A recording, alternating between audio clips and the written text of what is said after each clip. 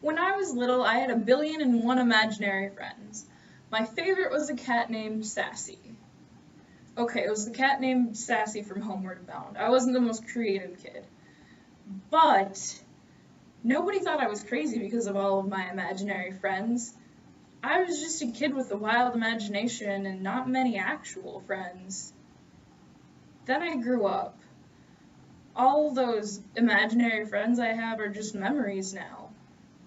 But I know a woman, Grandma Johnson, who still has imaginary friends.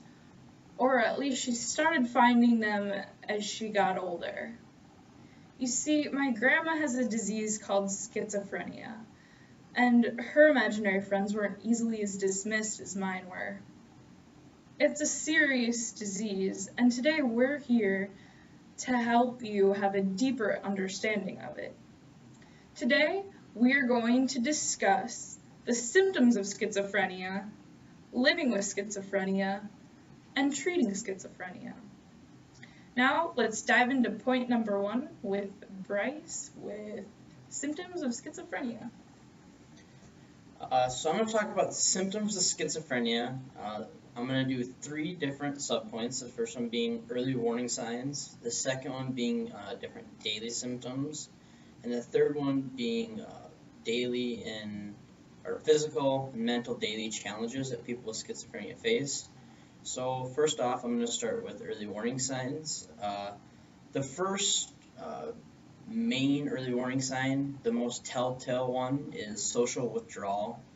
A lot of times people with schizophrenia will start trying to stay to themselves, go out as little as possible. They'll try to avoid grocery stores. They might lose their job because they try to stay away, or they might start missing work because they're afraid to go there. They'll stop talking to friends and family, and they just want to try to avoid social interaction because they have a fear that someone or something is trying to harm them because of their mental disease. They think that people are trying to harm them, so that's why they try to stay to themselves. The second subpoint is hostility. A lot of times they have extreme reactions to just normal everyday things, little things. Might be dropping a glass of milk or water, and they could get very angry, maybe start yelling, throwing things. If there's people around, they could hit them. They just make a very outrageous scene, and it can sometimes turn violent. The third thing within early warning signs is depression. A lot of it can come from their social withdrawal that they have. So then they'll sit in the home and be by themselves all the time and be with their thoughts all the time, and that can cause depression.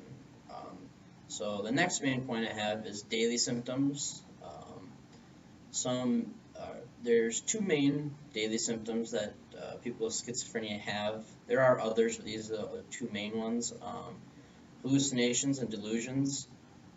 First, hallucinations are when they hear different sounds or maybe see people, stuff like that. They have different sensations. They may have conversations or just be talking to themselves. May see people, but in reality it's only there in their head. Other people can't see them. So a lot of times if you're with someone with schizophrenia and they just start randomly talking, the chances are they're probably not talking to you because it may be a friend or just another character that they may be seeing at the time. And then the other thing is delusions. I know a lot of people think hallucinations and delusions are the same, but they are different. There's 2 different types of delusions also that they can get, grandeur and persecution delusion. The first one, persecution delusion, is when they feel that people are conspiring against them. People want to hurt them, but people are plotting against them, planning to do something. Maybe it be the cops are trying to throw them in jail, or someone's coming after them, kidnapping them. Just different thoughts that stir up in their mind. And then the other type of delusion is grandeur delusion, which is where they think they're famous. They feel that they are a famous person or character, and so to show something like that, we're going to show a video of a person with grandeur delusion, just to illustrate what it looks like. Side note, this isn't real. This is fiction. Alright, so as you can see from that video, that person thought he was a famous president, and he thought people were coming after him, kind of like, it's obviously a fictional one, as she said earlier, but it's just a scenario that could happen to a person with schizophrenia. And then finally, the third subpoint I have today for symptoms of schizophrenia are the different daily physical and mental challenges that they have. Some of it, the first one is speech and behavioral. They might start losing different functions, motor functions, and speaking like slower, or it might be hard to have a conversation with them because, as I said before, they have social withdrawal. And then finally, they just become unmotivated because, and this causes them to not do certain routine tasks that they have, maybe brush your teeth, eat breakfast, eat dinner, take out the trash, clean the house, just different things like that. They lose motivation to do it. And sometimes, in extreme cases, they might stop taking showers, changing clothes, or even not going to the bathroom in the bathroom, just wherever they may be at the time. And so those are the those are the different symptoms of schizophrenia. And now that we've talked about that, Kyle is going to talk about living with schizophrenia. Second main point is living with schizophrenia, and we have a video for you. So that's what it's like to be inside the head of someone who's suffering from schizophrenia. Obviously, it can be very hard to deal with. Now, I'm going to be talking about 3 subpoints. The first one, the difficulties in life they face. Second main point, how medications and treatments affect their lifestyle. And third main point, how the impact of others have on them. First subpoint is the difficulties in life of schizophrenia. Now, schizophrenia usually develops between the ages of 16 to 30, and this is a crucial time in someone's life because they'll be developing social skills, looking for a job, and even starting a family. Now, looking at the social aspect, it can be difficult because usually people with schizophrenia become social outcasts because they suffer from social withdrawal, and it can be hard to get back into it and become outgoing again. And the job aspect, after listening to some of the symptoms, it can be hard to get up every morning, go to work, if you're just lacking motivation, or you have voices in your head telling you not to do it because it's bad for you. And many people with schizophrenia lack occupational skills, self-sufficient skills, and have problems setting goals. So obviously, it's hard enough to find a job, but if they do get a job, it's going to be hard for them to maintain it. And the family aspect kind of ties into the social aspect. It can be hard for them to find a partner and have children and start a family if they just can lose it in a second. So those are some of the difficulties in life that they face. Now moving into the second subpoint of how treatments and medications can affect them. Now there are many medications out there for schizophrenia, and whether they're a pill that you take once a week, once a day, twice a day, they have their side effects such as drowsiness, dizziness, blurred vision, rashes, etc. And these side effects can hinder those with the disease from being at their optimal level for the day. It'd be hard for them in their job, their family, or just doing daily tasks to live if they just don't find the energy to to do them. And there are many therapies that take time out of their day, and maybe even possibly friends and family if they have to be transported there.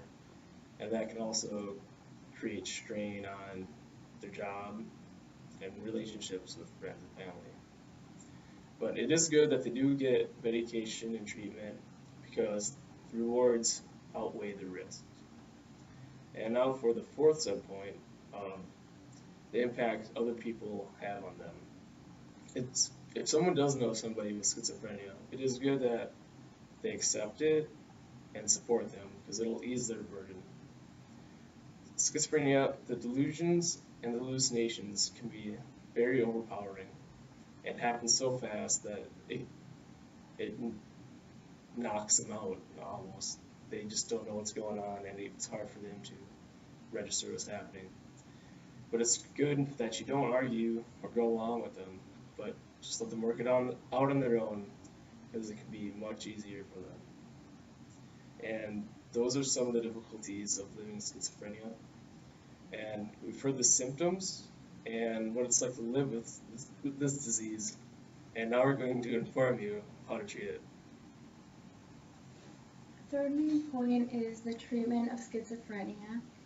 Now, there is no cure for schizophrenia, but with the proper treatment, an individual can live a normal and healthy lifestyle.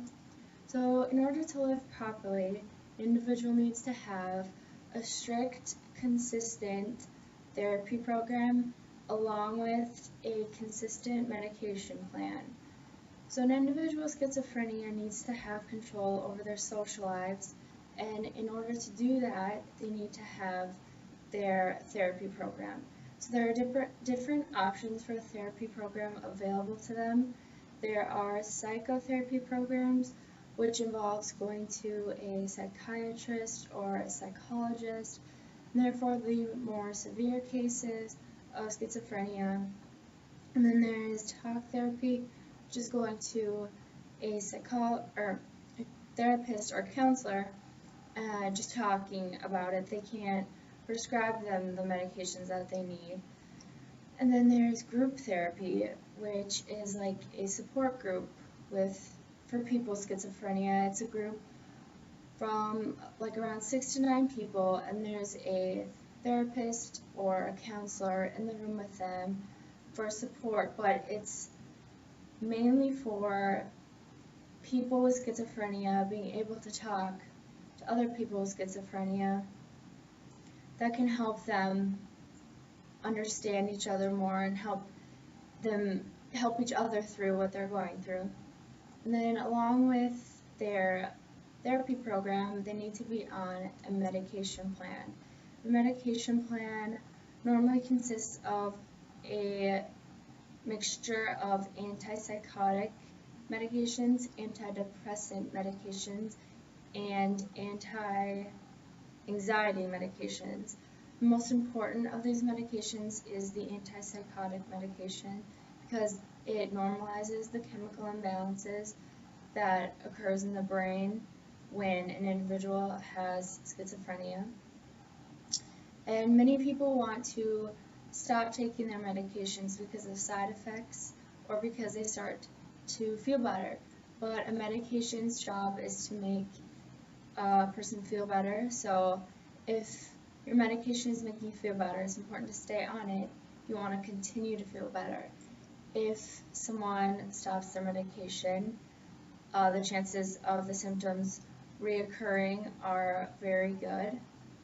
So although there is no cure for schizophrenia, if an individual stays on their consistent therapy program and medication plan, the disease won't be cured, but the symptoms will be kept under control to allow the individual to live a normal and healthy lifestyle.